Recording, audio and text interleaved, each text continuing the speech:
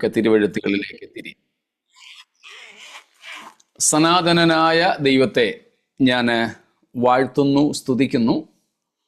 മഹത്വത്തിൻ്റെ കർത്താവായ യേശുക്രിസ്തുവിൻ്റെ നാമത്തിൽ ഉള്ള സ്നേഹ അഭിവാദനങ്ങളെ ഒരിക്കൽ കൂടെ എല്ലാവർക്കും അറിയിക്കുകയും ചെയ്യുകയാണ്. നമ്മുടെ ഈ വർഷത്തെ 2024 ഏറ്റവും ഒടുവിലത്തെ ക്ലാസ്സാണ് ഇന്നത്തേത്. നമ്മൾ 25-ാം തീയതി മുതൽ അവധിയായിരിക്കുമെന്ന് പറഞ്ഞുവെങ്കിലും നാളെ മുതൽക്ക് നമ്മുടെ വെക്കേഷൻ തുടങ്ങേണ്ടതായിട്ട് വരുന്നു. കർത്താവിൻ്റെ വരവ് താമസമായാൽ നമുക്ക് 2025 ജനുവരി മാസം 2-ാം തീയതി നമ്മുടെ സാധാരണ സമയത്ത് ഇന്ത്യൻ ടൈം 8:30 തന്നെ ഒരുമിച്ച് വീണ്ടും കൂടാം എന്ന് കർത്താവിൽ ആശിക്കുന്നു. ഈ ഒരു വർഷം നമുക്ക് നിരന്തരം ദൈവത്തിൻ്റെ വചനം പഠിക്കുവാനായി കർത്താവ് ഒരുക്കിയ വിലയേറിയ അവസരത്തിനായിട്ട് ഞാൻ ദൈവത്തിന് സ്തോത്രം ചെയ്യുന്നു. കൂടെ കൂട്ടായ്മ ആചരിച്ച കർത്താവിൻ്റെ ദാസന്മാർ, ദൈവമക്കൾ, നിങ്ങളെല്ലാവരെയും വളരെ കൃതജ്ഞതയോടെ ഞാൻ ഓർക്കുന്നു. ദൈവത്തിന് സ്തോത്രവും നിങ്ങളേവർക്കും പ്രത്യേകിച്ച് നന്ദിയും ഞാൻ അറിയിക്കുകയാണ്. കർത്താവ് നമ്മെ പിന്നെയും സഹായിക്കട്ടെ. ഈ വർഷത്തിൻ്റെ അവസാനത്തെ ദിവസങ്ങളിൽ നമ്മുടെയൊക്കെ പ്രാദേശിക സഭകളിലെ കൂട്ടായ്മകളിൽ വിഘ്നം കൂടാതെ സംബന്ധിക്കുന്നതിന് വേണ്ടിയുള്ള സൗകര്യാർത്ഥമാണ് ഈ അവസാന ദിവസങ്ങളിൽ നമ്മുടെ ക്ലാസ് കുറച്ച് ദിവസത്തേക്ക് നിർത്തിവെക്കുന്നത് എന്നും അറിയാമല്ലോ. ഇപ്പോൾ തന്നെ നമ്മുടെ പലരുടെയും സഭകളിൽ ഉപവാസ പ്രാർത്ഥനയും പ്രത്യേകാല യോഗങ്ങളും നടന്നു വരുന്നു. അതുകൊണ്ട് നമ്മുടെ കൂട്ടത്തിലെ പലർക്കും ജോയിൻ ചെയ്യുവാനായിട്ട് ഈ ദിവസങ്ങളിൽ കഴിയുന്നില്ല. അതുകൊണ്ട് തന്നെയാണ് ഇന്നുകൊണ്ട് നമ്മുടെ ഈ ക്ലാസ് ഈ വർഷത്തേത് നിർത്തുന്നത്. കർത്താവിൻ്റെ വരവ് താമസിച്ചാൽ മറ്റ് ബുദ്ധിമുട്ടുകൾ കൂടാതെ നമുക്ക് വീണ്ടും ദൈവത്തിൻ്റെ വചനത്തിന് മുൻപിലായിരിക്കാൻ ദൈവം അവസരം തരട്ടെ എന്ന് ഞാൻ ആഗ്രഹിക്കുന്നു, പ്രാർത്ഥിക്കുന്നു. ദൈവത്തിന് സ്തോത്രം. നമുക്കൊരുമിച്ച് വെളിപ്പാട് പുസ്തകം 16-ാം അധ്യായത്തിലേക്ക് ഇന്നും പോകാം. നാം അതിൻ്റെ 12 മുതൽക്കുള്ള വാക്യങ്ങൾ ആധാരമാക്കിക്കൊണ്ട് 14-ാം അധ്യായത്തിൽ നിന്നും 19-ാം അധ്യായത്തിൽ നിന്നും കൂടെയായി പഠിച്ചു വരികയായിരുന്നുവല്ലോ. 14-ാം അധ്യായത്തിൻ്റെ 17 മുതൽ 20 വരെയുള്ള വാക്യങ്ങളും 16-ാം അധ്യായത്തിൽ 12 മുതൽ 16 വരെയുള്ള വാക്യങ്ങളും 19-ാം അധ്യായത്തിൽ, എല്ലാം വെളിപ്പാട് പുസ്തകമാണ്, 19-ാം അധ്യായത്തിൽ അതിൻ്റെ 17 മുതൽക്കുള്ള വാക്യങ്ങളും ആസ്പദീകരിച്ചുകൊണ്ടാണ് വെളിപ്പാട് പുസ്തകത്തിൽ നിന്നും അർമഗദ്ദോൻ യുദ്ധം എന്ന ഒരു പ്രധാനപ്പെട്ട സംഭവത്തെക്കുറിച്ച് പഠിച്ചു വരുന്നത്. അതിൽ ചില കാര്യങ്ങൾ നാം കഴിഞ്ഞ ക്ലാസ്സിൽ പഠിച്ചുവല്ലോ. ശനിയാഴ്ച നാം അതിൽ കണ്ടത് നമ്മുടെ കർത്താവ് അക്ഷരീയമായി ശരീര സാന്നിധ്യത്തിൽ ഇറങ്ങി വരുമെന്നും എല്ലാ കണ്ണും കാണത്തക്കതുപോലെയാണ് യേശു വരുന്നതെന്നും ഒക്കെയാണ്. അങ്ങനെ യേശു കർത്താവ് ഇറങ്ങി വരുന്ന അക്ഷരീയമായി യേശുക്രിസ്തു തൻ്റെ വിശുദ്ധന്മാരുമായി പാദം വയ്ക്കുന്ന ഭൂമിയിലെ ആ പ്രത്യേക സ്ഥലത്താണ് യേശുക്രിസ്തുവിനെ എതിർക്കുന്നതിനായിട്ട് എതിർക്രിസ്തുവും സംഘവും ഒത്തുകൂടുന്നത്. അതുകൊണ്ട് ഈ അർമഗദ്ദോൻ യുദ്ധം ഒരു പ്രത്യേക സ്ഥലത്ത് നടക്കുന്നു എന്ന വാദം ശരിയാണെന്ന് നമ്മൾ കണ്ടു. മറ്റൊരു ഭാഗം ചിലർ വാദിക്കുന്നതും ശരിയാണെന്ന് നാം കണ്ടത് നാം ഓർക്കുന്നുണ്ടായിരിക്കുമല്ലോ. അതായത് ലോകത്തുള്ള സകല ജാതീയ രാജാക്കന്മാരും യേശുക്രിസ്തുവിനെതിരായിട്ട് അണിനിരക്കും. അങ്ങനെ അവരെല്ലാവരും ക്രിസ്തുവിനെതിരായിട്ട് അണിനിരക്കുമ്പോൾ ആ ലോകത്തെ സകല ജാതികളെയും രാജാക്കന്മാരെയും കൂടെ ഉൾക്കൊള്ളുവാൻ യേശു ഇറങ്ങി വരുന്ന ആ പ്രത്യേക സ്ഥലത്തിനോ താഴ്വരയ്ക്കോ കഴിയുകയില്ല. അതുകൊണ്ട് ഈ യുദ്ധത്തിൻ്റെ വ്യാപ്തി ഭൂമി മുഴുവനും ഉണ്ടാകും എന്നൊരു വാദത്തെക്കുറിച്ചായിരുന്നു കണ്ടത്. അതിലും നമുക്ക് തെറ്റു പറയാനില്ല. കാരണം ലോകജാതികളെല്ലാവരും കൂടി വന്ന് ആ കൊച്ചു സ്ഥലത്ത് ഒതുങ്ങി നിൽക്കും എന്ന് നമുക്ക് കരുതേണ്ടതില്ല. അതിലൊരു അപാകതയുമില്ല. ആ ഭാഗങ്ങളെക്കുറിച്ച് നമ്മൾ കണ്ടു. പിന്നീട് നാം പഠിച്ചതും ചർച്ച ചെയ്തതും ഈ യുദ്ധം വെറും ഒരു സാദൃശ്യമായിരിക്കുമോ അതോ അക്ഷരീയമായി സംഭവിക്കുമോ എന്നുള്ളതായിരുന്നു. നാം അതിനും തിരുവഴുത്തിൽ തെളിവുകൾ കാണുകയുണ്ടായി. അത് സംഭവിക്കുന്നത് അക്ഷരീയമായിട്ട് തന്നെ ആയിരിക്കും എന്ന്. കാരണം അക്ഷരീയമായ അല്ലെങ്കിൽ ഭൂമിശാസ്ത്രപരമായ ഒരു സ്ഥലത്തെക്കുറിച്ചും ഒരു പ്രത്യേക ചരിത്രത്തിലെ അല്ലെങ്കിൽ ഭാവിയിൽ ഉണ്ടാകുവാനുള്ള ഒരു സമയത്തെക്കുറിച്ചും മൂന്നാമത് അതിൻ്റെ ഫലത്തെക്കുറിച്ചുമൊക്കെ വസ്തുനിഷ്ഠമായി പറഞ്ഞിരിക്കുന്നത് കൊണ്ട് ദിശയും സമയവും സ്ഥലവും അതിൽ പങ്കെടുക്കുന്ന വ്യക്തികളെക്കുറിച്ചുമൊക്കെ അക്ഷരീയ നിലയിൽ തന്നെ പറഞ്ഞിരിക്കുന്നതിനാൽ ഇത് ഒരു അക്ഷരീയ യുദ്ധം തന്നെ ആയിരിക്കും എന്ന് നമുക്ക് മനസ്സിലാക്കാം. അപ്പം ഈ വിധമായ കാര്യങ്ങളാണ് നാം കഴിഞ്ഞ ദിവസങ്ങളിൽ പഠിച്ചുകൊണ്ടിരുന്നത്. അതിൽ എന്തെങ്കിലും കാര്യങ്ങൾ ഇനിയും സംശയമായിട്ട് അവശേഷിക്കുന്നെങ്കിൽ ചോദിച്ചാട്ടെ, ഇല്ലെങ്കിൽ അല്പം ചില കാര്യങ്ങൾ കൂടെ നമുക്ക് ആ ഭാഗത്തു നിന്നും പഠിച്ച് ഇന്ന് ആ വിഷയത്തിന് വിരാമം കുറിക്കാം.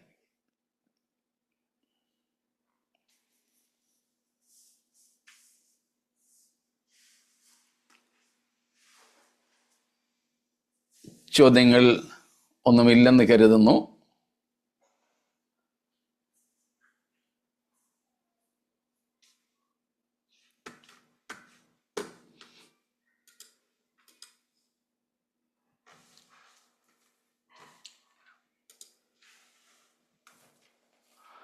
ഒന്നുമില്ല. ശരി, എങ്കിൽ നമുക്ക് ആ ഭാഗം ഒന്നും കൂടെ വായിച്ചിട്ട് അല്പം ചില കാര്യങ്ങൾ കൂടെ അതേക്കുറിച്ച് ചിന്തിച്ച് പര്യവസാനിപ്പിക്കാം. 16-ാം അധ്യായത്തിൻ്റെ 12 മുതൽ 16 വരെയുള്ള വാക്യങ്ങൾ ഒന്നും കൂടെ വായിച്ചാട്ടെ.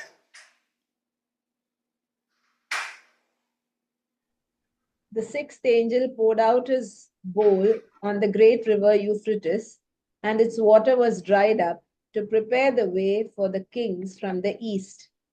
And I saw coming out of the mouth of the dragon, and out of the mouth of the beast, and out of the mouth of the false prophet, 3 unclean spirits like frogs.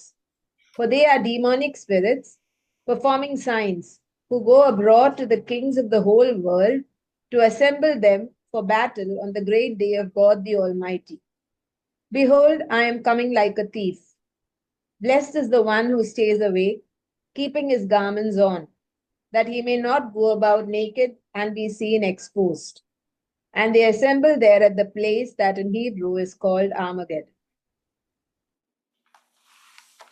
Praise God. നമ്മൾ ഇതേ സംബന്ധിച്ച് 2-ാം സങ്കീർത്തനത്തെയും ഒക്കെ reference ആയിട്ട് സൂചകങ്ങളായിട്ട് എടുത്തുകൊണ്ട് എതിർ ക്രിസ്തു ഉൾപ്പെടുന്ന സാത്താന്യത്രയങ്ങൾ അഥവാ സാത്താന്യത്രിത്വം ലോകജാതികളെ വശീകരിക്കുവാൻ വേണ്ടി എന്ത് ചെയ്തു, അല്ലെങ്കിൽ എന്ത് പറഞ്ഞുകൊണ്ടായിരിക്കാം വശീകരിച്ചത് എന്നതിനെക്കുറിച്ച് ഭാവനാത്മകമായും എന്നാൽ വ്യാഖ്യാനാത്മകമായും കാണുകയുണ്ടായി. ഈ സാത്താന്യത്രിത്വത്തിൻ്റെ അധരങ്ങളിൽ നിന്നും തവളകളെപ്പോലെ പുറപ്പെട്ട അശുദ്ധാത്മാക്കൾ ലോകമെങ്ങുമുള്ള സകല ജാതികളെയും വശീകരിച്ചു കൊണ്ടുവരുന്നു. ഇന്നും നോക്കണേ, ഈ കഴിഞ്ഞ ദിവസങ്ങളിലൊക്കെ ഞങ്ങൾ ദൈവത്തിൻ്റെ ദാസന്മാർ പലരും പങ്കുവച്ച ഒരു കാര്യം, നമ്മുടെ നാട്ടിൽ തന്നെ എത്രയോ ക്രൈസ്തവ സഭകൾ എന്ന പേരിൽ പ്രസംഗങ്ങൾ എന്ന പേരിൽ നൂറുകണക്കിന് ആയിരക്കണക്കിന് ജനതയെ പറ്റിക്കുന്നു, വഞ്ചിക്കുന്നു, വശീകരിക്കുന്നു. വെറും ഭോഷ്കു പറഞ്ഞ്. അത് ആത്മീയ മണ്ഡലത്തിലുണ്ട്, സാമ്പത്തിക മണ്ഡലത്തിലുണ്ട്, ഒക്കെ ഉണ്ട്. നാം കാണുന്ന ഒരു കാര്യമാണ്, ധാരാളം പേരുടെ ലക്ഷക്കണക്കിന്, ചിലരുടെ ആണെങ്കിൽ കോടികൾ മറ്റ് പലരും അപഹരിക്കുന്നു, അക്കൗണ്ടിൽ നിന്നെടുക്കുന്നു.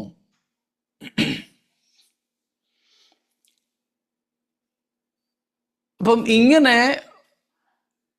പറ്റിക്കപ്പെടാൻ ആൾക്കാർ നിന്നു കൊടുക്കുന്നിടത്തോളം കാലം പറ്റിക്കുന്നവരും പെരുകിക്കൊണ്ടിരിക്കും എന്ന ഒരു പൊതു തത്വം പത്രവാർത്തകളിൽ കൂടെ പോലും നാമൊക്കെ വായിക്കാറുണ്ട്.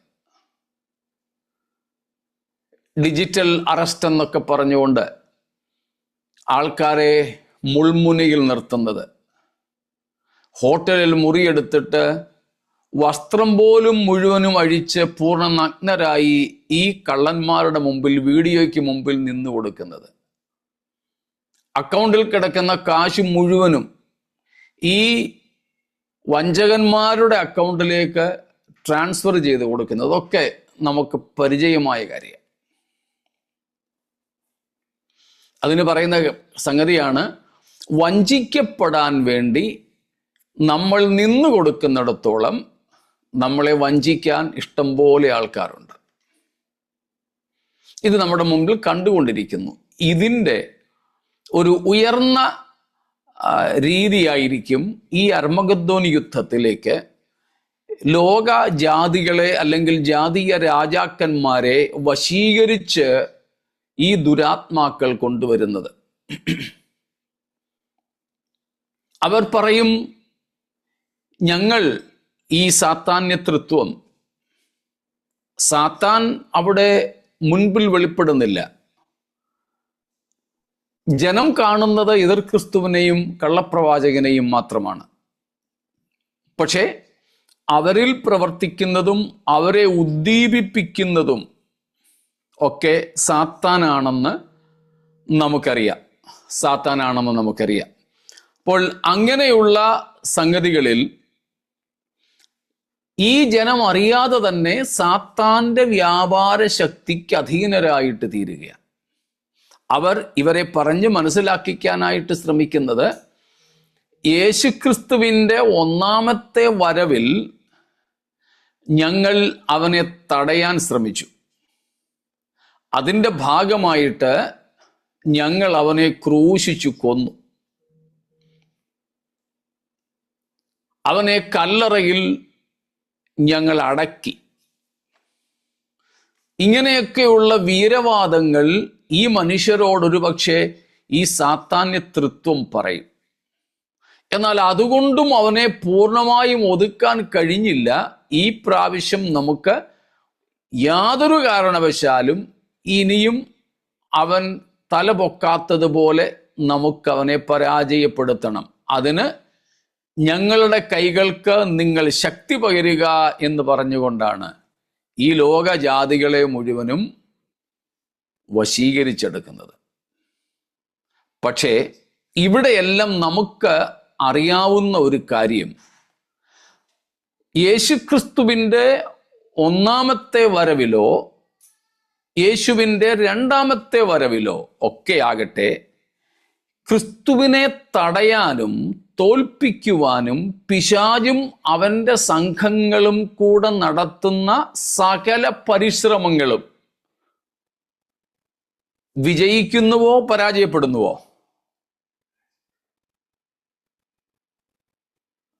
സ്തോത്രം. നിങ്ങളും കൂടെ ഒന്ന് വന്നാട്ടെ.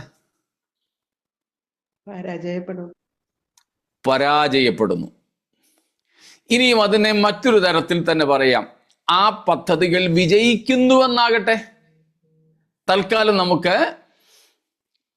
the satanic trinity, they succeed in their plan in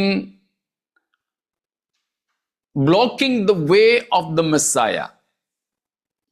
even if they succeed, their success is in only one thing.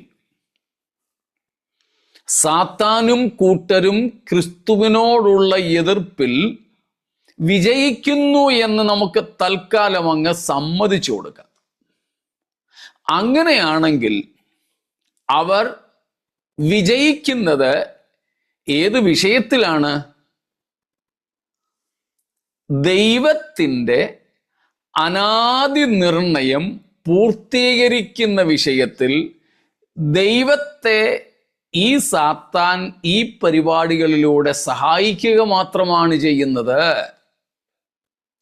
വേറെ ഒന്നും ചെയ്യുന്നില്ല. Even if the devil and his team succeed in opposing Jesus, they succeed in only one thing, that to fulfill the eternal God's eternal purposes. നിത്യനായ ദൈവത്തിൻ്റെ നിത്യമായ പദ്ധതികളുടെ പൂർത്തീകരണത്തിന് മാത്രമേ ഇവർ വിജയിക്കുന്നുള്ളൂ എന്നത് ഒരു യാഥാർത്ഥ്യമാണ്. നമ്മൾ പല പ്രാവശ്യം വായിച്ചിട്ടുള്ള ഒരു വാക്യമാണ് അപ്പോസ്തല പ്രവൃത്തികൾ നാം കാണുന്നത്. 2-ാം അധ്യായം തന്നെ 22 മുതൽക്കുള്ള വാക്യങ്ങളാണ്. ചില ഭാഷകളിൽ 23-ാമത്തെ വാക്യമാണ്. എനിക്ക് തോന്നുന്നു മലയാളത്തിൽ Acts 2:22 ആണെന്ന്.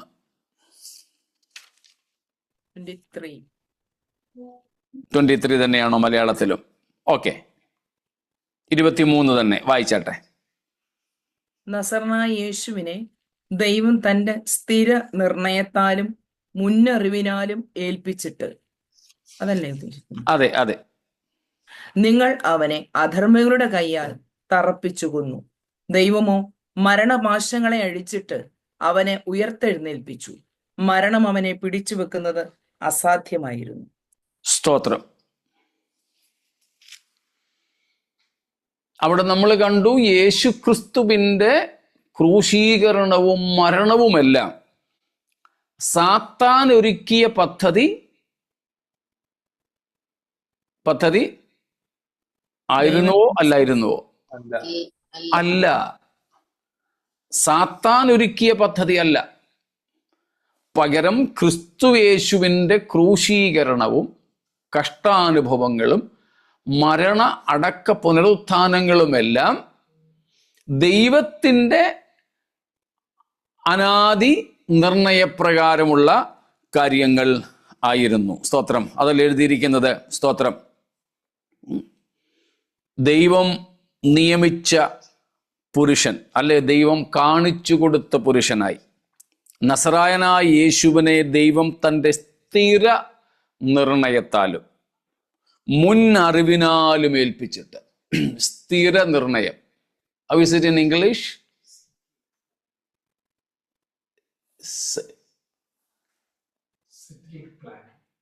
Definite plan and foreknowledge of God. Yeah. Settled plan. അതിനെ പൗലോസ് അപ്പോസ്തലൻ എഫെസ്യ ലേഖനത്തിൽ വിളിക്കുന്നത് നമ്മൾ കണ്ടിട്ടുണ്ട്, അനാദി നിർണയം. അനാദി നിർണയം. Eternal purpose of God. സ്തോത്രം. അപ്പൊ സാത്താനും കൂട്ടരും ക്രിസ്തുവിനെയും സഭയെയും, ഇന്ന് സഭയെയും അന്ന് യഹൂദനെയും ഒക്കെ എതിർത്താൽ ആ എതിർക്കുന്നതിലൂടെ എന്തിൽ മാത്രമേ വിജയിക്കുന്നുള്ളൂ? ദൈവത്തിൻ്റെ സ്ഥിര നിർണയത്തെയും മുന്നറിവിൻ പ്രകാരമുള്ള അനാദി തീരുമാനങ്ങളെയും പൂർത്തീകരിക്കുന്നതിൽ മാത്രമേ വിജയിക്കുന്നുള്ളൂ. സ്തോത്രം. അപ്പോൾ ഇവിടെയും അതാണ് സംഭവിപ്പാനായിട്ട് പോകുന്നത്. അതിനപ്പുറം പിശാചും അവൻ്റെ കൂട്ടരും വിജയിക്കുന്നില്ല എന്ന് നാം കാണുന്നു. സ്തോത്രം. അപ്പോൾ ധാരാളം അതിനെ സംബന്ധിച്ചുള്ള മറ്റ് ഭാഗങ്ങളും ഉണ്ടെങ്കിലും അവിടേക്ക് ഞാൻ പോകുന്നില്ല. സ്തോത്രം. ഏതായാലും ഈ യുദ്ധത്തിൻ്റെ പര്യവസാനം ആ പര്യവസാനത്തെക്കുറിച്ച് പറയുന്നതിന് മുൻപായിട്ട് ഒരു പക്ഷേ ചിലർക്ക് സംശയം ഉണ്ടാവാം. എസെക്കിയേൽ 38-39, യെഹെസ്കേൽ 38-39 അധ്യായങ്ങളിലെ യുദ്ധവും ഈ അർമഗദ്ദോൻ യുദ്ധവും ഒന്നല്ലേ അല്ല എന്ന് തെളിയിക്കുന്ന ഒരു 3-4 കൂട്ടം കാര്യങ്ങൾ കൂടെ പറഞ്ഞതിന് ശേഷം ഈ അർമഗദ്ദോൻ യുദ്ധത്തിന്റെ പര്യവസാനം ഒരിക്കൽ കൂടെ പറഞ്ഞ് നമുക്കത് അവസാനിപ്പിക്കാമെന്ന് കർത്താവിൽ ആശിക്കുകയാണ്. വേഗത്തിൽ ഒരു 5-6 കൂട്ടം കാര്യങ്ങൾ ഞാൻ പറയാം. യെഹെസ്കേൽ 38-39 അധ്യായങ്ങളിൽ റഷ്യൻ ഇൻവേഷൻ ആണ് കാണുന്നത്. റഷ്യയുടെ നേതൃത്വത്തിൽ ചില രാജ്യങ്ങൾ ഇസ്രായേലിനെ ആക്രമിക്കുന്നതാണ്. എന്നാൽ അർമഗദ്ദോനിൽ എതിർക്രിസ്തുവിന്റെ നേതൃത്വത്തിൽ യേശുക്രിസ്തുവിനോട് എതിർക്കുന്നതാണ്. വളരെ പ്രധാനപ്പെട്ടതായ ഒരു വിഷയം അവിടെയാണ് നാം കാണുന്നത്. 38-ാം അധ്യായത്തിന്റെ 7-ാമത്തെ വാക്യം വായിച്ചാട്ടെ. Chapter 38, Ezekiel, and verse number 7. Be ready and keep ready, you and all your hosts that are assembled about you, and be a guard for them. To whom it is being said. ആരോടാ ഇത് പറഞ്ഞിരിക്കുന്നത്?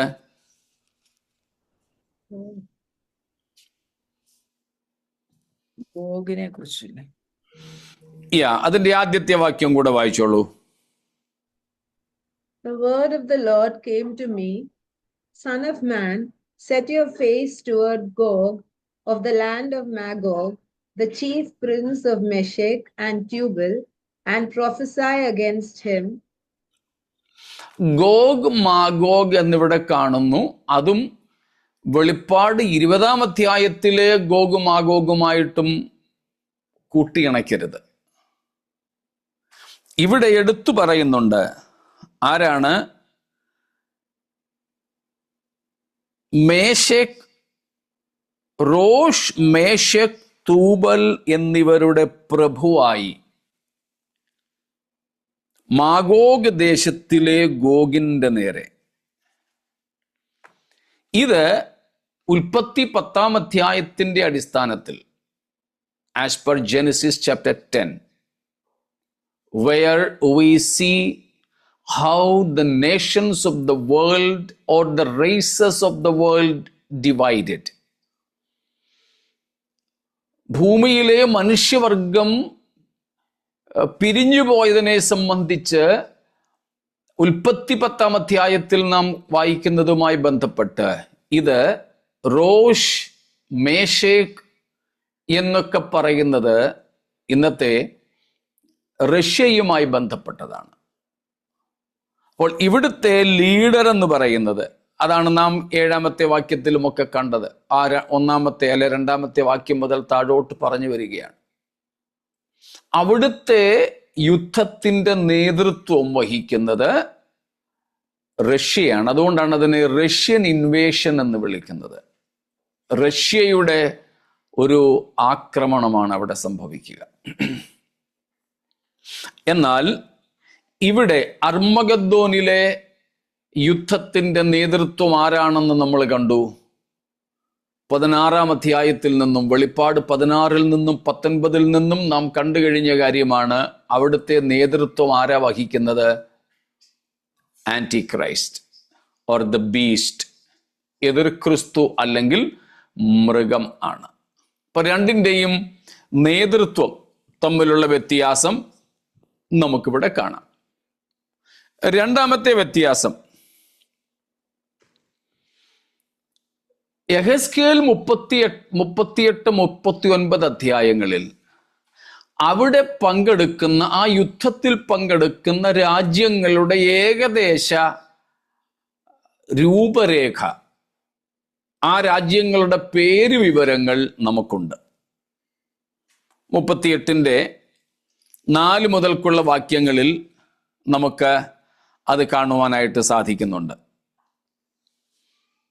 ഈ റഷ്യയുടെ നേതൃത്വത്തിൽ നടക്കാൻ പോകുന്ന യുദ്ധം ഇസ്രായേലിനെതിരായി, യെരുശലേമിനെതിരായി, അതിൽ പങ്കെടുക്കുന്ന രാജ്യങ്ങളുടെ ഏകദേശ പേര് വിവരങ്ങൾ നമുക്കിവിടെ നൽകപ്പെട്ടിട്ടുണ്ട് 4 മുതൽ 7 വരെയുള്ള വാക്യങ്ങളിൽ.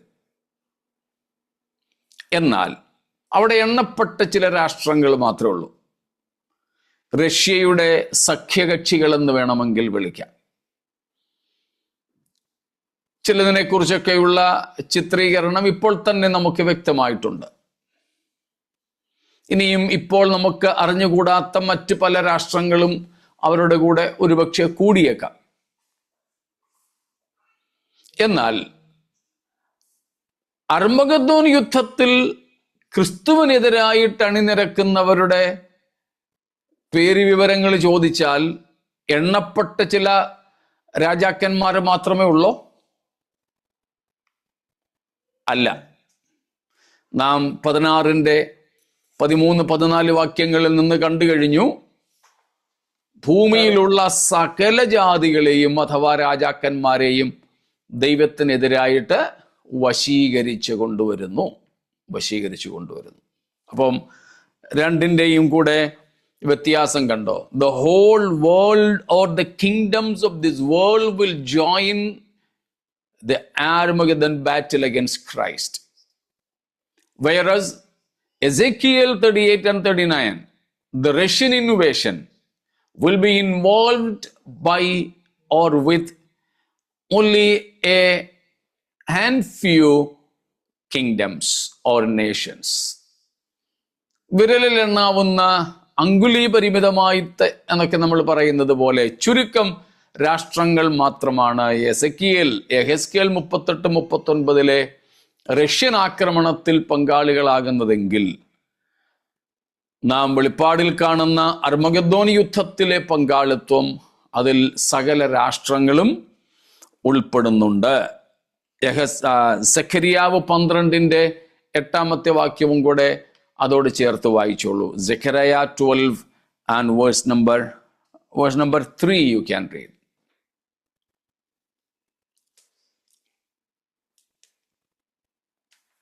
അന്നാളിൽ ഞാൻ യെരൂശലേമിനെ സകല ജാതികൾക്കും ഭാരമുള്ള കല്ലാക്കി വെക്കും. അതിനെ ചുമക്കുന്നവരൊക്കെയും കഠിനമായി മുറിവേൽക്കും. ഭൂമിയിലെ സകല ജാതികളും അതിന് വിരോധമായി കൂടി വരും. സകല ജാതികളും. അപ്പൊ സകല ജാതികളുമെന്ന് ആ ഒറ്റ വാക്യത്തിൽ തന്നെ 2 പ്രാവശ്യം പറയുന്നു. അത് യെഹെസ്കേൽ 38-39 നിന്നും വ്യത്യസ്തമാണ്.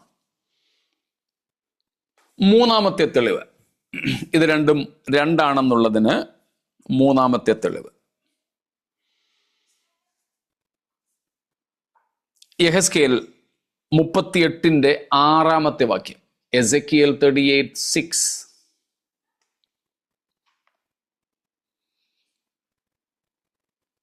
പാർസികൾ, കൂശ്യർ, പൂത്യർ, ഗോമരും അവന്റെ എല്ലാ പടക്കൂട്ടങ്ങളും വടക്കേ അറ്റത്തുള്ള തോഗർമാഗ്രഹവും അതിന്റെ എല്ലാ പടക്കൂട്ടങ്ങളും എന്നിങ്ങനെ പല ജാതികളെയും നിന്നോടുകൂടെ പുറപ്പെടുമാറാക്കും.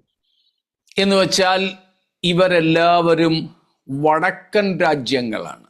From northern pole these people or these kingdoms are coming against Israel in the Russian invasion.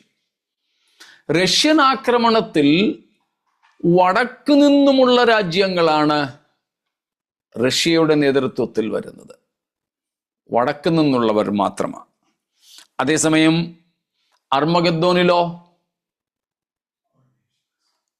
From the whole earth, ഭൂമിയിൽ, സർവഭൂമിയിൽ നിന്നും എന്ന് നാം ഇതിനോടകം തന്നെ വാക്യങ്ങൾ കണ്ടു. 16:13-14 ഒക്കെ. അതുപോലെ 19:17 മുതൽക്കുള്ള വാക്യങ്ങളിലും. അപ്പൊ രണ്ടും വ്യത്യസ്തമാണെന്ന് അതുകൊണ്ടും തെളിയുന്നു. നാലാമത്തെ സംഗതി, ദ പർപ്പസ്, ഉദ്ദേശം. റഷ്യയുടെ നേതൃത്വത്തിൽ ഇവര് ഇസ്രായേലിനെ ആക്രമിക്കുന്നതിന്റെ ഉദ്ദേശം എന്താണ്? ടു റോബ് ദം, അവരെ കൊള്ളയടിക്കുക എന്നുള്ളത്, അവരുടെ സമ്പത്ത് അപഹരിക്കുക എന്നുള്ളത്, അവരുടെ സമ്പത്ത് അപഹരിക്കുക.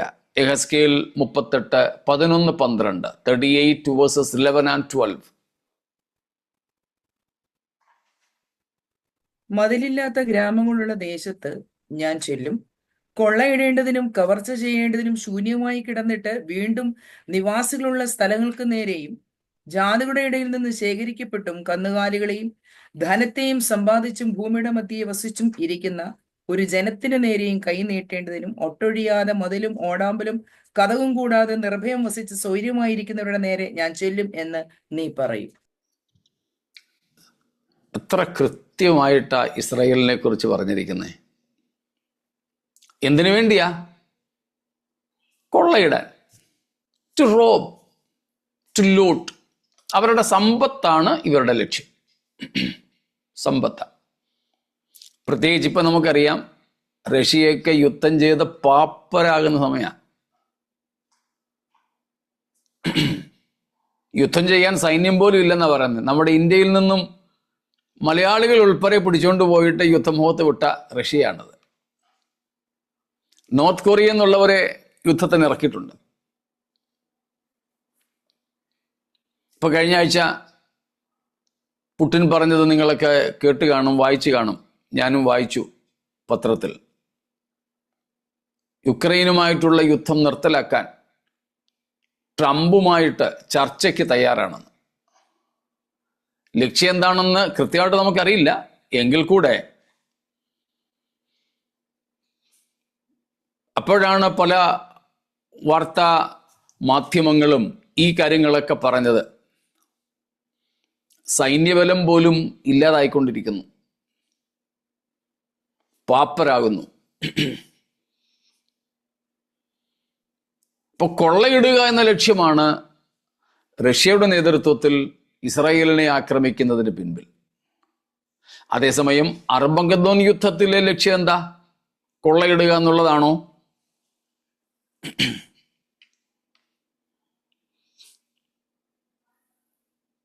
എന്തിനു വേണ്ടിയാ? ഇസ്രായേലിനെ നിർമൂലമാക്കുക, to completely wipe them out and also their king the Messiah. ഇസ്രായേലിനെ അഥവാ യഹൂദനെ തുടച്ചു നീക്കുക, അവരുടെ രാജാവായ മശിഹായെ നിലം തൊടാതെ ഇല്ലായ്മ ചെയ്യുക. വൈപ്പ് ഔട്ട്, നിർമൂലത സമ്പൂർണമായിട്ടും തുടച്ചു നീക്കുക എന്ന ലക്ഷ്യത്തോടെയാ. കൊള്ളയിടാനല്ല, കാശിന് വേണ്ടിയല്ല. കാശിന് വേണ്ടിയല്ല. കാരണം എതിർ ക്രിസ്തുവിന് കാശിൻ്റെ ഒന്നും ഒരു കുറവും കാണത്തില്ല. ലോകത്തിലെ മുഴുവൻ സമ്പാദ്യങ്ങളും അവൻ സ്വന്തമാക്കും. അതുകൊണ്ട് അവൻ കാശിനല്ല വരുന്നത്, പകരം ഭരിക്കുവാൻ വരുന്ന, രാജാവായി വരുന്ന യേശുക്രിസ്തുവിനെ ഇല്ലായ്മ ചെയ്യുക, ഇസ്രായേലിനെ തുടച്ചു നീക്കുക എന്ന ലക്ഷ്യമാണ്. തമ്മിലുള്ള വ്യത്യാസം കണ്ടോ? സ്തോത്രം. മറ്റൊരു വ്യത്യാസം അടുത്തത് 38:13 വായിക്കാമോ? 38:13. ശെബയും ദദാനും തർശീഷ് വർത്തകന്മാരും അതിലെ സകല ബാലസിംഹങ്ങളും നിന്നോട്, നീ കൊള്ളയിടുവാനോ വന്നത്? കവർച്ച ചെയ്യുവാനും വെള്ളിയും പൊന്നും എടുത്തു കൊണ്ടുപോകുവാനും കന്നുകാലികളെയും ധനത്തെയും അപഹരിപ്പാനും ഏറ്റവും വലിയ കൊള്ള നടത്തുവാനും ആകുന്നുവോ നീ നിന്റെ സമൂഹത്തെ കൂട്ടിയിരിക്കുന്നത് എന്ന് പറയും. എന്ന് വെച്ചാൽ some other nations other than Israel, they also will oppose Russia. ഈ മേശക്കിനെ അല്ലെങ്കിൽ ഈ ഗോഗിനെ ഇസ്രായേൽ മാത്രമല്ല മറ്റു പല രാഷ്ട്രങ്ങളും കൂടെ എതിർക്കുന്നതായിട്ട് ഇവിടെ കാണും. എന്നാൽ അർമഗദ്ദോൻ യുദ്ധത്തിലോ?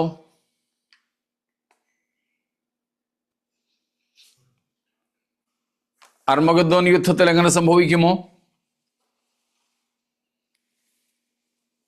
All the kings of the earth. യാ, 17-ാമത്തെ അധ്യായം 17-ാമത്തെ വാക്യം. പണ്ട് നമ്മളൊന്ന് വായിച്ചതാണെങ്കിൽ കൂടെ ഒന്നുകൂടെ വായിച്ചോളൂ. 17:17.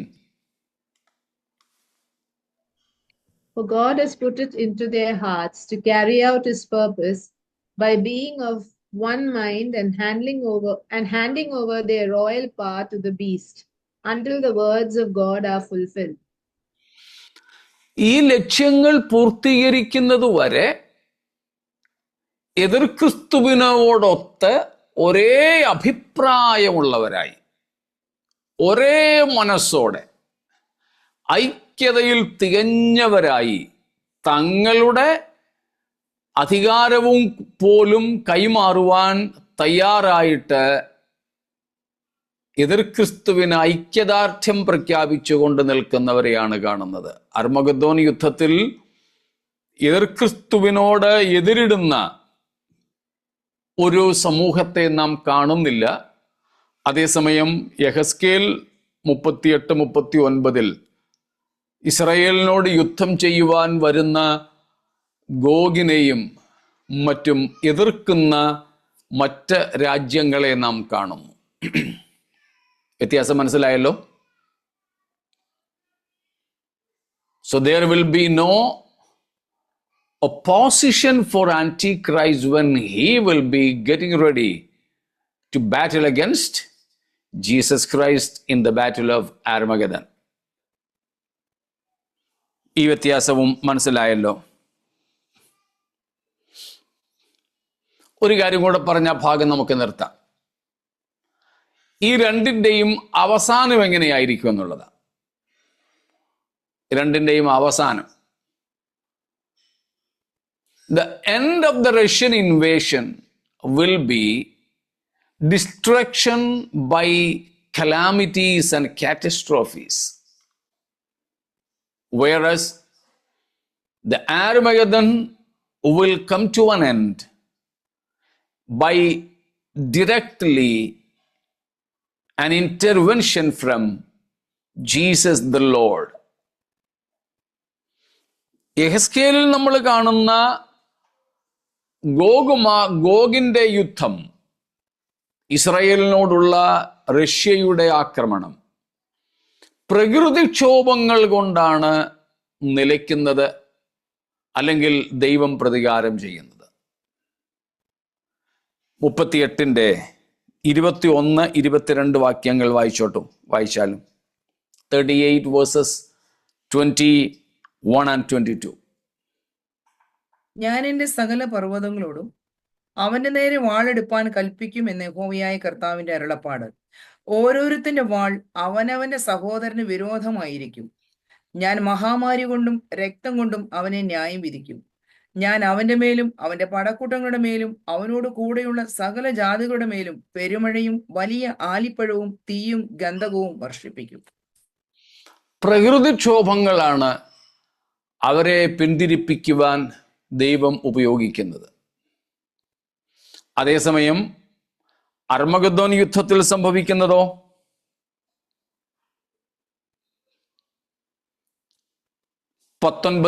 വെളിപ്പാട് 19-ന്റെ 15-ാമത്തെ വാക്യം, 19:15.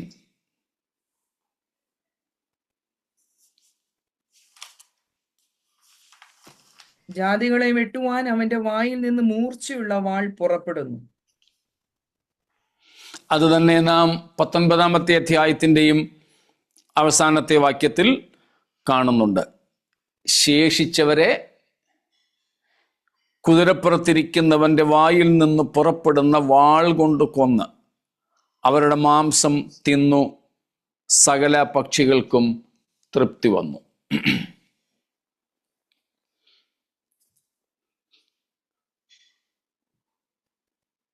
രണ്ട് തെസലോനിക്ക ലേഖനത്തിൽ നമ്മൾ വായിക്കുന്നത് യേശു കർത്താവ് തൻ്റെ വായിലെ ശ്വാസത്താൽ എടുത്തോ അവനെ കർത്താവായ യേശു തന്റെ വായിലെ ശ്വാസത്താൽ ഒടുക്കി തന്റെ പ്രത്യക്ഷതയുടെ പ്രഭാവത്താൽ നശിപ്പിക്കും. പ്രത്യക്ഷതയുടെ പ്രഭാവത്താൽ നശിപ്പിക്കും. ദൈവം അവിടെ പ്രകൃതിക്ഷോഭങ്ങളൊന്നും ഉപയോഗിക്കുന്നില്ല. അർമഗദ്ദോനിൽ കർത്താവ് നേരിട്ട് യുദ്ധം ചെയ്യുകയാണ്. അപ്പോൾ ഇങ്ങനെ ഈ രണ്ട് യുദ്ധങ്ങൾ തമ്മിലുള്ള വ്യത്യാസം നമുക്ക് മനസ്സിലാക്കാം. അപ്പോൾ അർമഗദ്ദോൻ യുദ്ധത്തെപ്പറ്റി അല്ല യെഹെസ്കേൽ 38-39 പറയുന്നതെന്ന് ഈ 5-6 വ്യത്യാസങ്ങൾ കൊണ്ട് തന്നെ നമുക്ക് മനസ്സിലാക്കാൻ സാധിക്കും. ഇത്രയും കാര്യങ്ങൾ വ്യക്തമാണോ?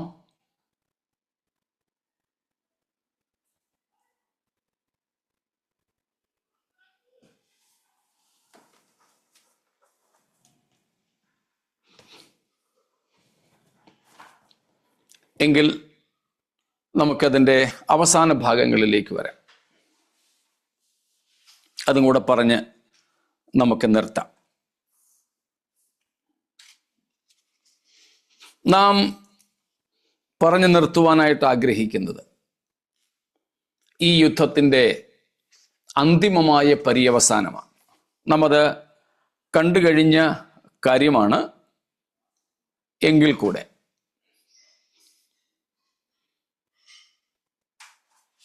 പ്രധാനമായിട്ടും സംഭവിക്കുന്ന ആ യുദ്ധത്തിന് ശേഷമുള്ളത് നമ്മൾ നേരത്തെ തന്നെ ചിന്തിച്ചു കഴിഞ്ഞു. ആ യുദ്ധത്തിൽ നടക്കുന്ന 2 പ്രധാനപ്പെട്ട കാര്യങ്ങൾ ഈ 3 ഭാഗങ്ങളിലായിട്ടുണ്ട്. വെളിപ്പാട് 14-ലും 16-ലും 19-ലുമായി. 14-ാം അധ്യായത്തിൽ നിന്നും നമ്മൾ കാണുകയുണ്ടായി രക്തപ്പുഴ ഒഴുകുകയാണ്. രക്തത്തടാകം പോലെ, ലേക്ക് ഓഫ് ബ്ലഡ്.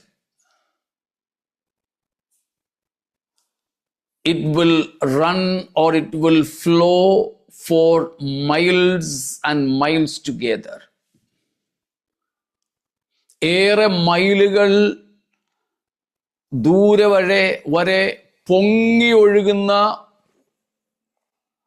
തടാകമായിട്ട് തീരുന്ന രക്തച്ചൊരിച്ചിലിനെ കുറിച്ച് നമ്മൾ കണ്ടു. എന്നാൽ അതിനു മുൻപ്, പടയാളികൾ മരിക്കുന്നതിന് മുമ്പ് അതിന് നേതൃത്വം കൊടുത്തവരെ കർത്താവ് ബന്ധിതരാക്കുന്നു. കർത്താവ് ബന്ധിതരാക്കുന്ന 3 പേർ സാത്താന്യ തൃത്വമാണെന്ന് നാം കണ്ടു. നിങ്ങൾക്ക് ഓർമ്മ കാണും, നമ്മൾ ഇടയ്ക്കിടയ്ക്ക് പറയാറുണ്ടായിരുന്ന ഒരു കാര്യം, when the devil comes next time and reminds you of your past, remind him of his future.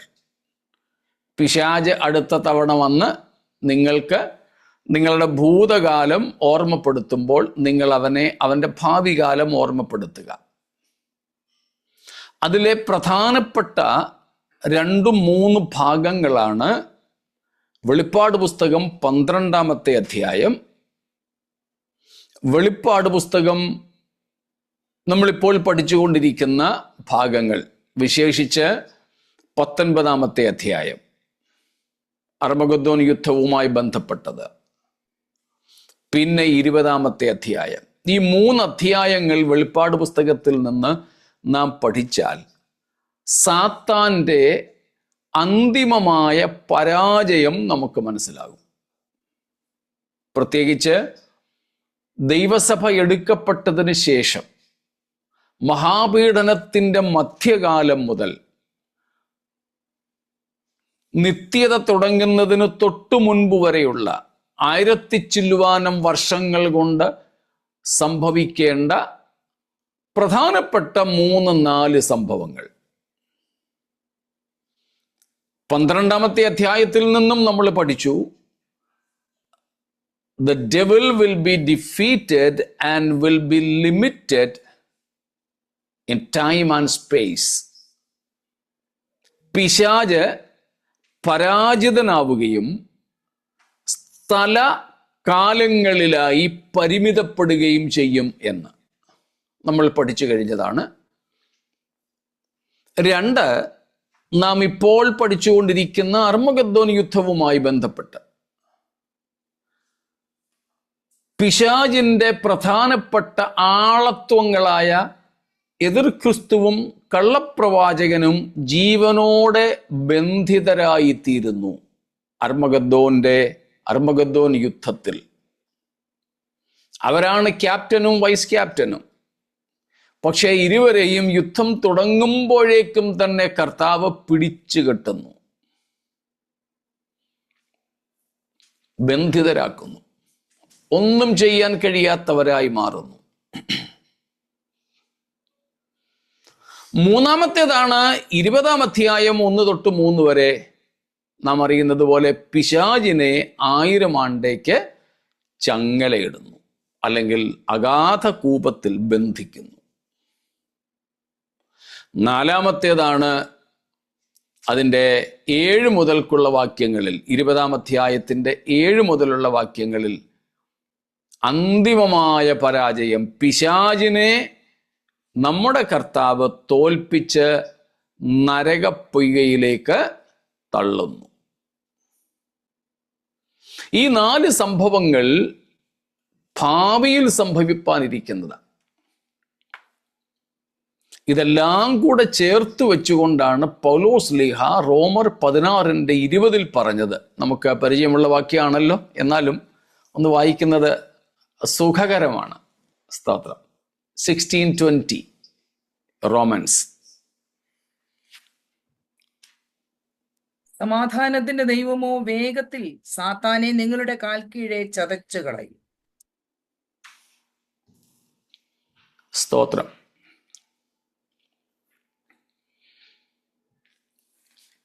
പോരാട്ടം, കൂടോത്രം, കൈവശം, ആഭിചാരം, ഏലസ്, മന്ത്രവാദം, തകിട്, വരത്തുപോക്ക്.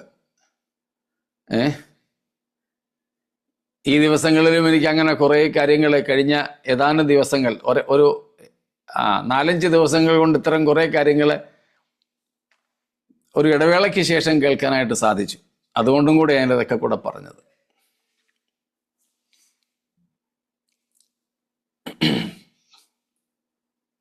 ഇതെല്ലാം കൂടെ പറഞ്ഞും കേട്ടും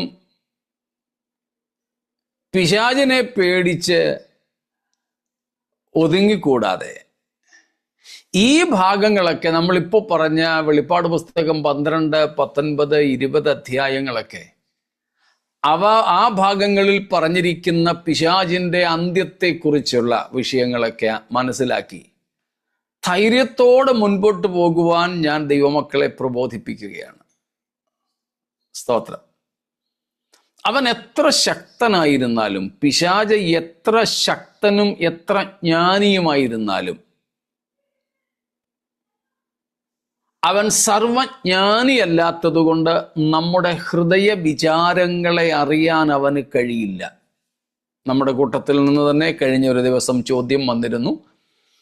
ആ ചോദ്യത്തിന് ഉത്തരവും കൂടെ ഈ ഒരൊറ്റ വാചകത്തിൽ ഞാൻ പറഞ്ഞു വിടുകയാണ്.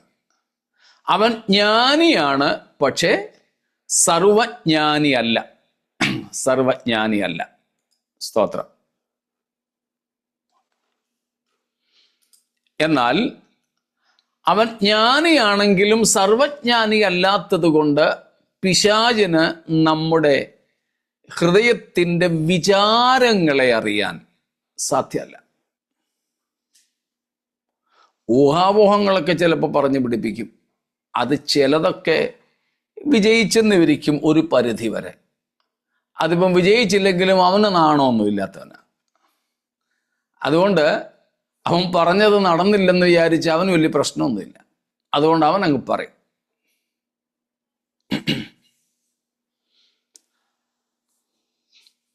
അവൻ ശക്തനാണെങ്കിലും സർവശക്തനല്ല. അവൻ ശക്തനാണെങ്കിലും സർവശക്തനല്ല.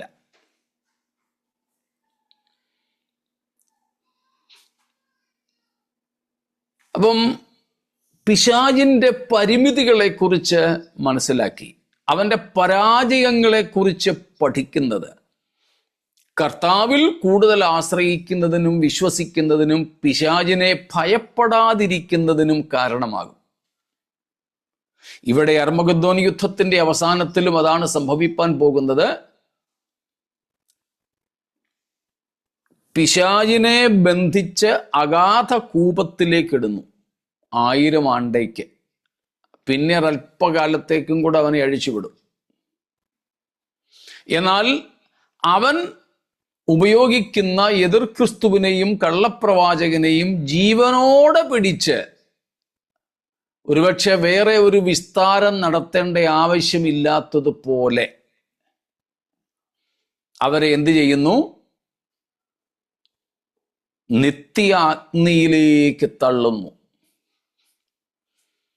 ഒരു കേസിൽ പിടിക്കപ്പെട്ട പ്രതിയായ ഒരു മനുഷ്യൻ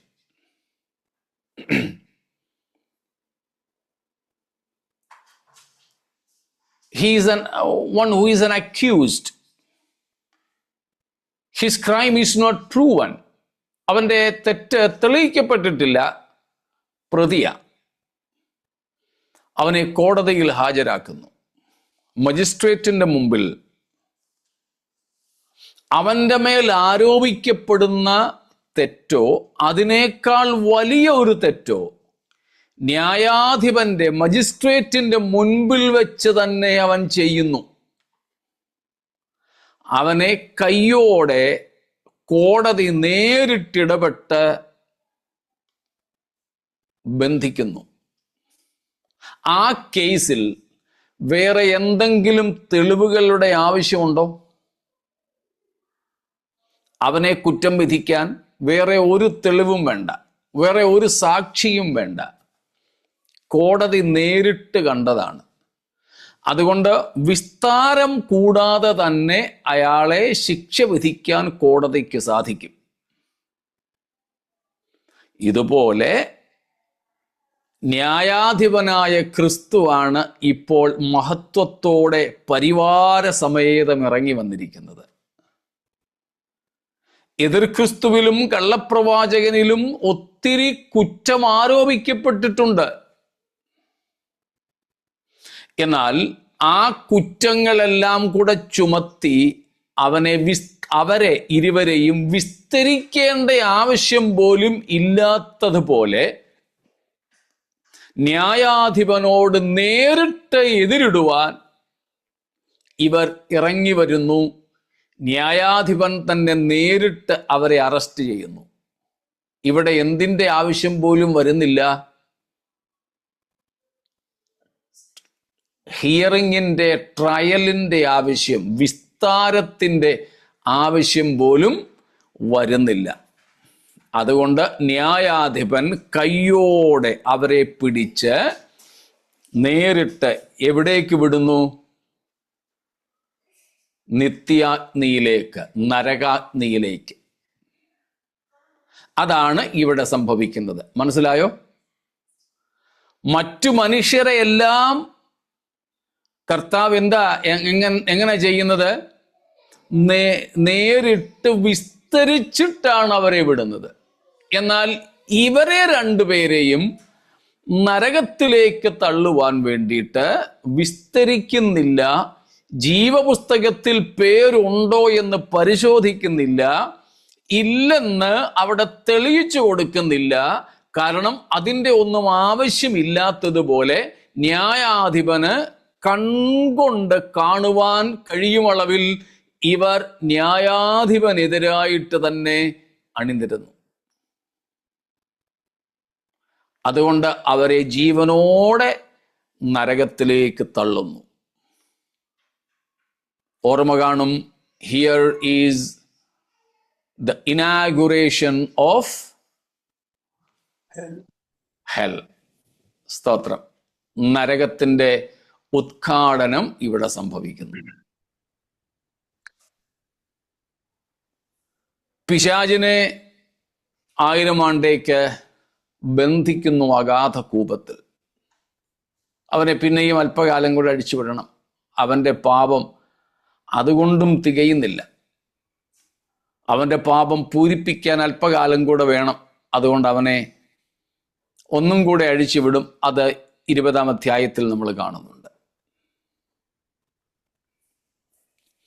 ഇങ്ങനെ ഈ അർമഗദ്ദോൻ യുദ്ധത്തിൻ്റെ നേരിട്ടുള്ള പരിണിത ഫലം ഏറ്റവും ആദ്യം നാം കാണുന്നത് ഇവിടെയാണ്. എതിർ ക്രിസ്തു കള്ളപ്രവാചകനും വിസ്താരം കൂടാതെ തന്നെ നരകാഗ്നിയിലേക്ക് തള്ളപ്പെടുന്നു, ശിക്ഷ വിധിക്കപ്പെടുന്നു, നരകത്തിൻ്റെ ഉദ്ഘാടനം നടത്തപ്പെടുകയാണ്. രണ്ടാമത്തെ നേരിട്ടുള്ള ഫലമാണ് 19-ന്റെ അവസാന വാക്യത്തിൽ നമ്മൾ കണ്ടത്. കർത്താവിൻ്റെ വായിൽ നിന്നും പുറപ്പെടുന്ന വാൾ കൊണ്ട് ബാക്കിയുള്ളവരെ കൊന്നുമുടിക്കുന്നു. ഇനിയും അവർക്ക് മാനസാന്തരത്തിന് അവസരമില്ല. ഇനിയും അവരോട് ദൈവത്തിൻ്റെ ദയയില്ല. ദൈവത്തിൻ്റെ ദയ തീർന്നിട്ടില്ല. പക്ഷെ അവരോടുള്ള, മനുഷ്യരോടുള്ള ദൈവത്തിൻ്റെ ദയ, കരുണ അവിടെ അവസാനിക്കുകയാണ്. ഈ രണ്ടെണ്ണമാണ് നേരിട്ട് അർമഗദ്ദോൻ യുദ്ധത്തിൻ്റെ പരിണിത ഫലങ്ങളായി നാം കാണുന്നത്. സ്തോത്രം. ഇത്രയും കാര്യങ്ങൾ വ്യക്തമാണോ? എന്തെങ്കിലും സംശയം? എതിർ ക്രിസ്തുവിനെയും കള്ളപ്രവാചകനെയും ജീവനോടെ നരകത്തിൽ തള്ളിയിടുമ്പം അവരുടെ രൂപാന്തര ശരീരം പ്രാപിക്കും. അതെ, അതെ. നരകത്തിലേക്ക് തള്ളപ്പെടുന്നവർക്ക് അവിടത്തേക്ക് പറ്റിയ ശരീരമാണ് ലഭിക്കുന്നത്. കർത്താവിൻ്റെ വരവിൽ നമുക്ക് നൊടിയിടയിൽ ക്രിസ്താനുരൂപമായ ശരീരം ലഭിക്കുന്നത് പോലെ നരകത്തിലേക്ക് ഇവരെ തള്ളുമ്പോൾ ആ നൊടിയിടയിൽ തന്നെ അവരുടെ ശരീരത്തിന് നരകത്തിന് അനുയോജ്യമായ രൂപാന്തരം സംഭവിക്കുന്നുവെന്ന് നമുക്ക് മനസ്സിലാക്കാം. അല്ലെങ്കിൽ അവരവിടേക്ക് വീണാൽ വീഴത്തില്ലല്ലോ, അതിനു മുമ്പ് തന്നെ മെൽറ്റായി പോകത്തില്ലേ?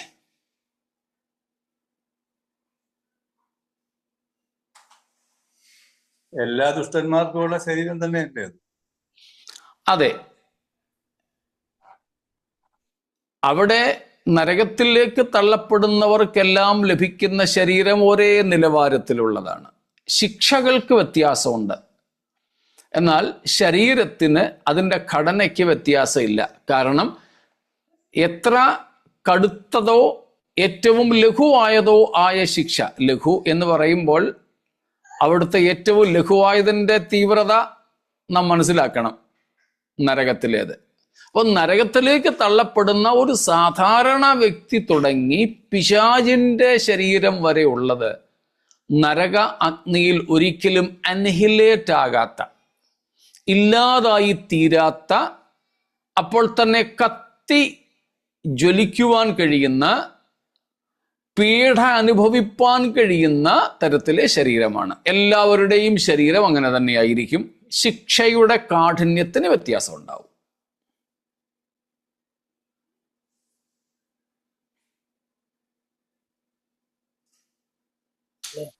അല്ല, അവിടെ ശിക്ഷയുടെ കാരണം എന്ന് പറയുന്നത് ടെമ്പറേച്ചറിന്റെ കുറവും കൂടുതലും ആയിരിക്കുമല്ലോ.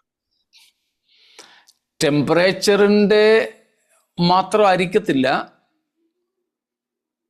നമുക്ക് ഊഹിക്കാൻ കഴിയുന്നതിലും അപ്പുറമായ ശിക്ഷാവിധികളാണ്, ശിക്ഷാ നടപടികളാണ് ഇവിടെ ഉള്ളത്. അതിൽ 8-10 ഉണ്ട്. അത് നമുക്ക് ആ ന്യായവിധിയുടെ ഭാഗത്തേക്ക് വരുമ്പോൾ ഒന്ന് നോക്കിവിടാം.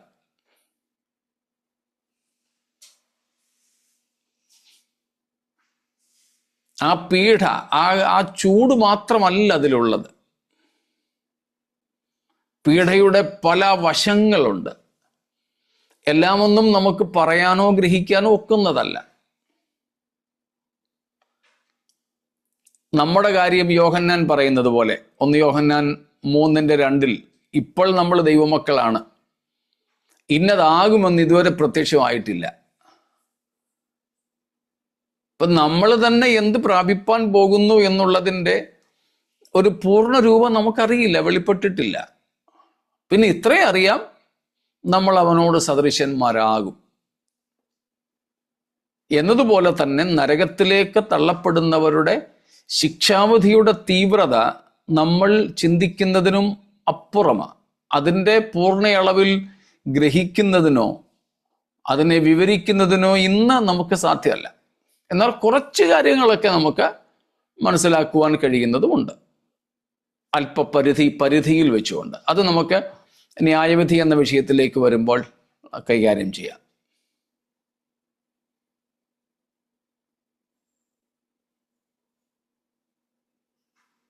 സ്വർഗത്തിൽ പദവിക്കും പ്രതിഫലത്തിനും വ്യത്യസ്തതയുള്ളതുപോലെ തന്നെ നരകത്തിലും ശിക്ഷാവിധിക്ക് വ്യത്യസ്തത ഉണ്ടെന്ന് അർത്ഥം അല്ലേ? തീർച്ചയായിട്ടും.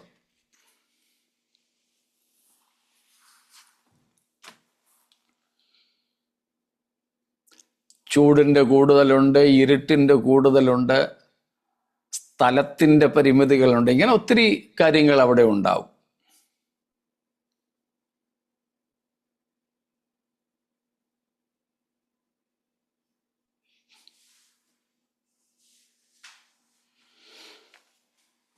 ശരി, മറ്റൊന്നും ഇല്ല എങ്കിൽ നമുക്ക് അതിൻ്റെ അവസാന ഭാഗങ്ങളിലേക്ക് എത്താം. ഇപ്പോൾ നമുക്ക് ഈ സംഭവങ്ങളുടെ ഒരു കാലക്രമം, ഒരു ക്രോണോളജി കിട്ടിക്കാണുമായിരിക്കുമല്ലോ. കർത്താവിൻ്റെ സഭ എടുക്കപ്പെടുന്നു. അതിനുശേഷം എതിർക്രിസ്തുവിൻ്റെ ഭരണം ഈ ഭൂമിയിൽ നടക്കുന്നു. അതേ കാലഘട്ടത്തിൽ ദൈവരാജ്യത്തിൽ നമ്മുടെ പ്രതിഫല വിഭജനം നടക്കുകയായിരിക്കും. അത് കഴിഞ്ഞ് കർത്താവ് ഭൂമിയിലേക്ക് മഹത്വത്തോടെ ഇറങ്ങി വരും, എല്ലാവരും കാണത്തക്കതുപോലെ തേജസ്സിൽ. ആ സമയത്താണ് ഈ അർമഗദ്ദോൻ യുദ്ധം. അതിൽ നേതൃത്വം കൊടുക്കുന്ന മനുഷ്യരായ കള്ളക്രിസ്തുവിനെയും കള്ളപ്രവാചകനെയും തന്നെ ഏറ്റവും ആദ്യം പിടിച്ച് ജീവനോടെ, എന്ന് പറഞ്ഞാൽ അവർ ശരീരത്തിൽ മരിക്കാൻ അനുവദിക്കാതെ തന്നെ നരകാഗ്നിയിലേക്ക് തള്ളിക്കളയുന്നു. പിന്നീട് കൂടെ നിന്നവരെ ന്യായം വിധിക്കാൻ 1000 ആണ്ടും കൂടെ കഴിഞ്ഞേ ഉള്ളൂ സമയം. അതുവരേക്കും അവർ മരിച്ചവരായിരിക്കുവാൻ കർത്താവിൻ്റെ വായിൽ നിന്ന് പുറപ്പെടുന്ന വചനത്താൽ അവർക്ക് മരണമുണ്ടാവുന്നു. അങ്ങനെ ക്രിസ്തുവിനോട് എതിർത്ത് നിന്നവരെയെല്ലാം കർത്താവ് ഭൂമിയിൽ നിന്നും മാറ്റി. കർത്താവിന് അനുകൂലമായി നിന്നവരെയും കർത്താവിനെ ആഗ്രഹിച്ചവരെയും കൂട്ടിക്കൊണ്ട് 1000 ആണ്ട് വാഴ്ചയിലേക്ക് യേശു പ്രവേശിക്കും. നാമും അന്ന് കർത്താവിനോട് കൂടെ കാണും. ജഡത്തിലല്ല, എന്നാൽ ജീവനുള്ളവരായി തേജസ്സിൽ. നമുക്കും പല ഉത്തരവാദിത്വങ്ങൾ 1000 ആണ്ട് വാഴ്ചയിൽ പ്രതിഫല വിഭജനം നിമിത്തം ലഭിച്ചേക്കാം. അങ്ങനെ യേശുവും വിശുദ്ധന്മാരും ഈ ഭൂമിയിൽ 1000 ആണ്ട് വാഴും. 1000 ആണ്ട് വാഴ്ചയെക്കുറിച്ച് സംശയങ്ങൾ ഉണ്ടാവുമെന്ന് എനിക്കറിയാം. അതേക്കുറിച്ചും നമുക്ക് 20-ാം അധ്യായത്തിലേക്ക് എത്തുമ്പോൾ പഠിക്കാം. ആ 1000 ആണ്ട് വാഴ്ച തുടർന്ന് നിത്യതയ്ക്കായിട്ട് വഴിമാറുന്നു. അങ്ങനെ ദൈവം സകല സൃഷ്ടിക്കും മുമ്പേ വിഭാവനം ചെയ്ത നിത്യത, സ്തോത്രം, ദൈവവും തൻ്റെ വിശുദ്ധന്മാരുമായിട്ട് ഒരിക്കലും അവസാനിക്കാത്തതുപോലെ തുടങ്ങുകയായി. നമ്മൾ പാട്ടുപാടുന്നത് പോലെ കാലം എല്ലാം കഴിയും, ഇന്ന് കാൺമതെല്ലാം അഴിയും, പിന്നെ പുതുയുഗം വിരിയും, തിരികെ വരാതെ നാം നിത്യതയിൽ മറയും. കാലത്തിലേക്ക് തിരികെ വരാതെ എന്നർത്ഥമാണ് അവിടെ. സ്തോത്രം. അതാണ് നമ്മുടെ പ്രത്യാശ. നമ്മൾ എന്നും പഠിക്കുന്നത് പോലെ വേറെ സംഭവങ്ങളും ലക്ഷ്യങ്ങളും ഒന്നും നാം നോക്കേണ്ടതില്ല. സ്തോത്രം. ഈ കർത്താവിൻ്റെ വരവ്, മേഘങ്ങളിലുള്ള നമ്മുടെ കർത്താവിൻ്റെ പ്രത്യക്ഷത, അതിന് പ്രത്യേക ലക്ഷണങ്ങൾ കാണത്തക്കതുപോലെ യാതൊന്നുമില്ല. എന്നാൽ യേശുക്രിസ്തുവിൻ്റെ ഭൂമിയിലേക്കുള്ള പ്രത്യക്ഷതയ്ക്കായി പല അടയാളങ്ങളുണ്ട്. അത് പലതും നിറവേറിക്കൊണ്ടിരിക്കുന്നത് കാണുന്നു. അതുകൊണ്ട് എത്രയും പെട്ടെന്ന് നമ്മുടെ കർത്താവ് വരാം. ആ വരവിനായി നമുക്ക് ഒരുങ്ങാം. പൗലോസ് പറയുന്നത് പോലെ ഇന്ന് കർത്താവിനായി നാം കഷ്ടം സഹിക്കുന്നെങ്കിൽ തിരുസന്നിധിയിൽ ചേർത്ത് തിരുക്കരങ്ങൾ കൊണ്ട് അവരുടെ കണ്ണുനീരൊക്കെ ഒപ്പി, സ്തോത്രം, നിത്യ സൗഭാഗ്യത്തിലേക്ക് അവരെ പ്രവേശിപ്പിക്കുവാൻ നമ്മുടെ കർത്താവ് വരുന്നു. എന്നാൽ വിശുദ്ധന്മാരെ എതിർക്കുന്ന, സുവിശേഷത്തിന് കീഴ്പ്പെടാത്ത, സുവിശേഷത്തെ അനുസരിക്കാത്ത ക്രൂശിതനായ ക്രിസ്തുവിനെ, പുനരുത്ഥാനം ചെയ്ത യേശുവിനെ പ്രഭുവായി, സ്വാമിയായി, കർത്താവായി, നാഥനായി സ്വീകരിക്കാത്തവർക്ക്, അവരെ ബന്ധിതരാക്കി അധർമ്മികളായ അവർക്ക് അന്തം വരുത്തിയിടുവാൻ നമ്മുടെ കർത്താവ് അഗ്നിജ്വാലയിൽ പ്രത്യക്ഷനാകുവാൻ പോകുന്നു. സ്തോത്രം. ആ പ്രത്യക്ഷതയ്ക്കായി നമുക്ക് പ്രാർത്ഥനയോടെ ഒരുങ്ങാം. നമ്മുടെ ബന്ധങ്ങൾ നമുക്ക് നേരെയാക്കാം, ജീവിതം വിശുദ്ധമാക്കാം. നമ്മുടെ കർത്താവിൻ്റെ വരവിനായി നമുക്ക് ഒരുങ്ങാം. യേശു വേഗം വരുന്നു. ഈ 2024 ശേഷിക്കുന്ന ദിവസങ്ങളിൽ നമ്മുടെ കർത്താവിൻ്റെ വരവിന് താമസമെങ്കിൽ നമുക്ക് അടുത്ത വർഷത്തിൻ്റെ ആദ്യ നാളുകളിലേക്ക് പ്രവേശിക്കാം. അല്ലെങ്കിൽ 2025 പ്രവേശനമല്ല നമ്മുടെ പ്രധാന ലക്ഷ്യം, പകരം യേശുക്രിസ്തുവിൻ്റെ നിത്യരാജ്യത്തിലേക്കുള്ള പ്രവേശനമാണ്. ഇളകാത്ത രാജ്യം പ്രാപിക്കുന്നത് കൊണ്ട് നാം വളരെ ഭക്തിയുള്ളവരായി, വിശുദ്ധ ജീവനമുള്ളവരായി നമ്മുടെ ജീവിതം കഴിക്കുവാൻ നമ്മെ സമർപ്പിക്കാം. ഈ വചനങ്ങളാൽ ദൈവം നമ്മെ ഏവരെയും അനുഗ്രഹിക്കുമാറാകട്ടെ.